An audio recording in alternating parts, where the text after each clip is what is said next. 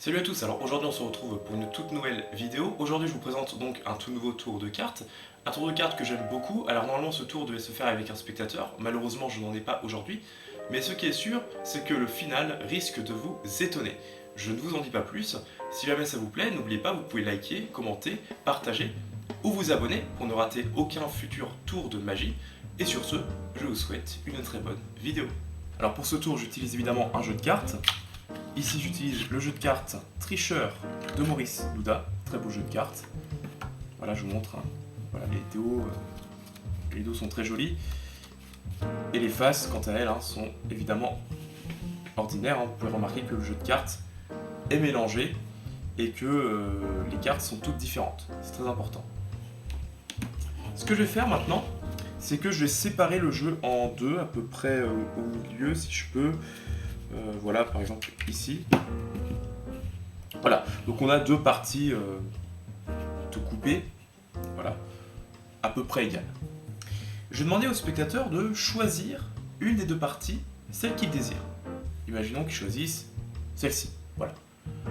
Il va prendre le paquet et il va couper autant de fois qu'il le désire le jeu. Donc là je le fais à sa place, mais en conditions réelles, évidemment que le spectateur couperait lui-même le jeu, hein. Mais là, je n'ai pas de spectateur. Donc, il coupe autant de fois qu'il veut. Et une fois qu'il est satisfait, il s'arrête. Voilà, ici par exemple. Et on va prendre les deux cartes de coupe. Ces deux cartes-ci. Et on va les poser juste là. Voilà. Je vous montre qu'il aurait pu vraiment choisir n'importe quelle carte. C'est important, d'accord? Mais il a choisi ces deux cartes-là. Donc, on va les garder. Cette partie du jeu, je la mets de côté, je n'en aurai pas besoin. On va s'intéresser maintenant à ma partie du jeu. Je vous montre une nouvelle fois que toutes les cartes sont différentes, que toutes les cartes sont ordinaires, d'accord? Voilà, nettement, il n'y a pas de triche. On va couper un petit peu, on va mélanger. Voilà. Et le spectateur va cette fois-ci choisir une carte, d'accord? Il choisit une carte, celle qu'il veut. Imaginons celle-ci, hein, par exemple. On va regarder sur quelle carte il s'est arrêté. Il s'est arrêté sur le valet de trèfle. Ok. Le valet de trèfle, ça va être une carte repère. D'accord? Donc je laisse le valet de trèfle face en l'air et je repose l'autre partie du jeu par-dessus. D'accord? C'est maintenant que la magie va commencer. On va faire un ruban et on va s'intéresser aux deux cartes qui entourent le valet de trèfle. Comme vous pouvez le voir, il y a deux cartes qui prennent en sandwich le valet de trèfle. Ces deux cartes-ci. D'accord. Le reste des cartes, je n'en ai plus besoin. Regardons un petit peu les deux cartes qui entourent le valet de trèfle. On a ici le 8 de trèfle et ici le valet de cœur.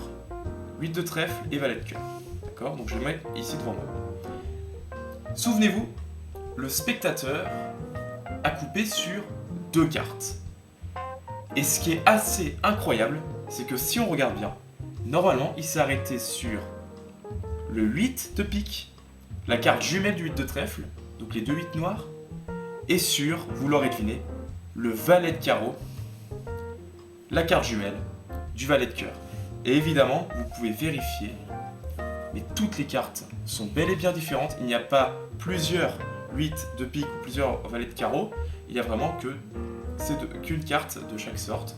Donc voilà, comme vous pouvez le voir, en fait, les deux sandwichs, les sandwichs de cartes plus les cartes de coupe coïncidaient. Donc j'espère que ce petit tour de magie vous a plu. Si c'est le cas, n'hésitez pas à me laisser un petit commentaire pour me dire ce que vous en avez pensé. Et puis à vous abonner si ce n'est pas encore fait. Et moi je vous dis à très vite pour une prochaine vidéo.